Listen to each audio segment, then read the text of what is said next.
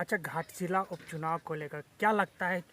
दो नाम सबसे चेहरा रहा है जो देखिए, एक उम्मीदवार इसके पूर्व में जो पहला उम्मीदवार थे हमारे हैं रामदास सोरेन जी या मुर्मू है जी। तो एक है हमारे नाम चर्चा में आया सूर्या हांसदा की पत्नी का।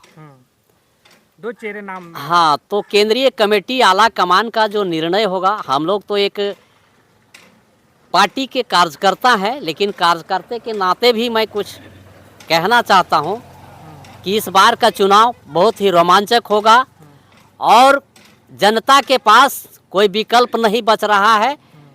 चारों तरफ चर्चा की बयार बहना शुरू हो गया है जेल कैम्प का।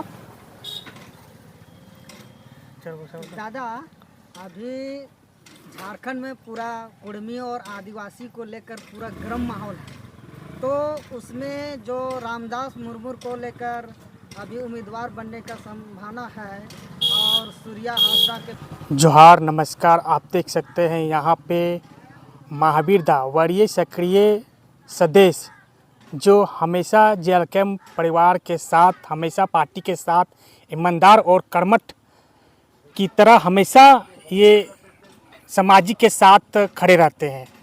युवा नेता यहाँ हमारे पास मौजूद है, महावीर दा सामाजिक के साथ हमेशा खड़े रहते हैं। क्या सबसे पहले जोहार दा। जोहार जोहार। आप दोनों चैनलों को, झारखंडी मीडिया चैनल को, दोनों को स्वागत करते हैं जी। घाटशिला उपचुनाव को लेकर क्या बोलिएगा?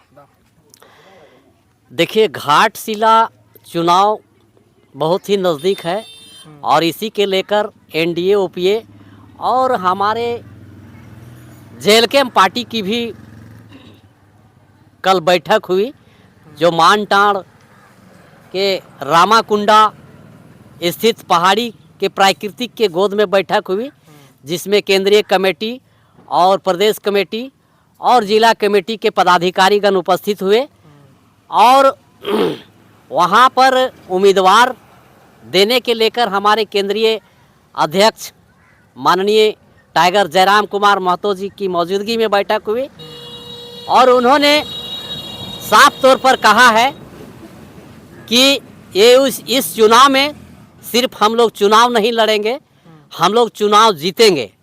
इसी के लेकर बैठक हुई और रणनीति बनी और बहुत ही सशक्त और अच्छे उम्मीदवार देने की बात की गई है।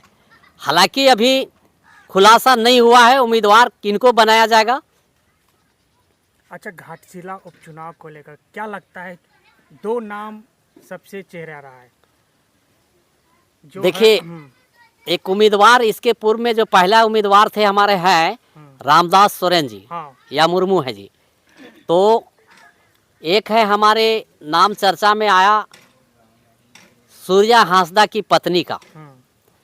दो चेहरे नाम। हाँ, तो केंद्रीय कमेटी आला कमान का जो निर्णय होगा, हम लोग तो एक पार्टी के कार्यकर्ता हैं, लेकिन कार्यकर्ते के नाते भी मैं कुछ कहना चाहता हूँ कि इस बार का चुनाव बहुत ही रोमांचक होगा और जनता के पास कोई विकल्प नहीं बच रहा है।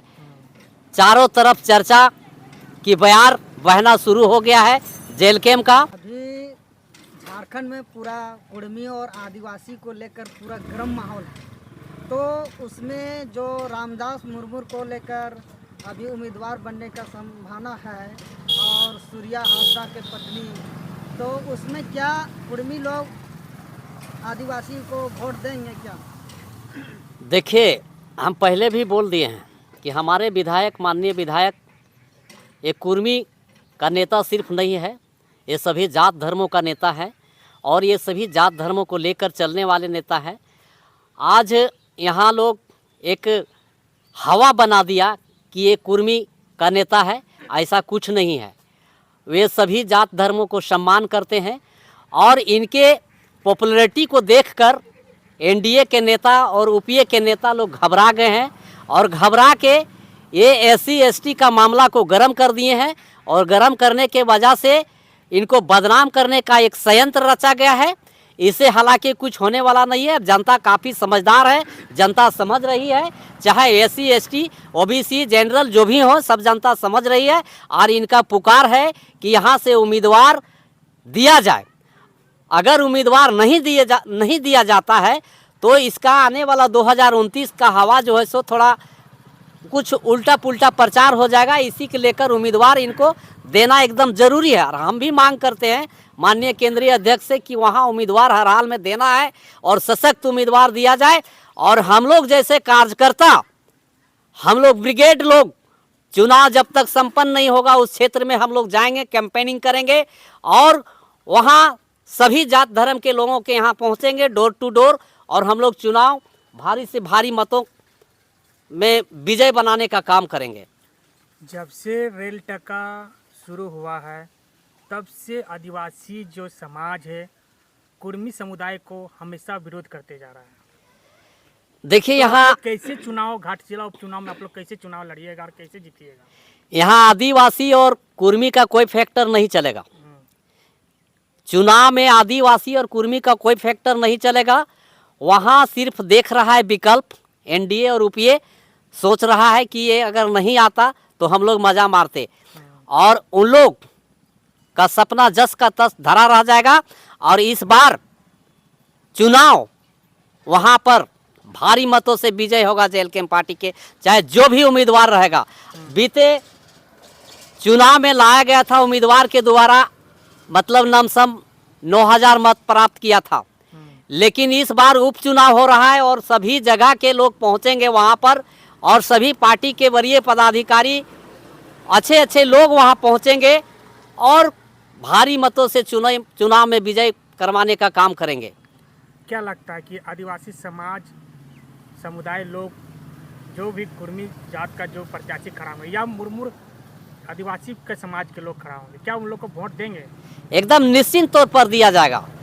कल हमने देखा अपने आंखों में, अभी हर जगह आदिवासी समाज, हर जगह कुर्मी समुदाय को विरोध कर रहे हैं, तो फिर कैसे आप लोग मानते हैं कि समाज में आप घाटशिला उपचुनाव में मतलब वोट दिया जाए? कैसे जनता वोट देगी? वहाँ देखिए हमारा जो भी उम्मीदवार रहेगा आदिवासी ही उम्मीदवार रहेगा, और आदिवासी उम्मीदवार रहेगा तो हम तो पहले भी कह चुके हैं कि जयराम बाबू किसी जात धर्म का पार्टी का नहीं है, वो मन सभी जात धर्मों का है वो, ठीक है ना।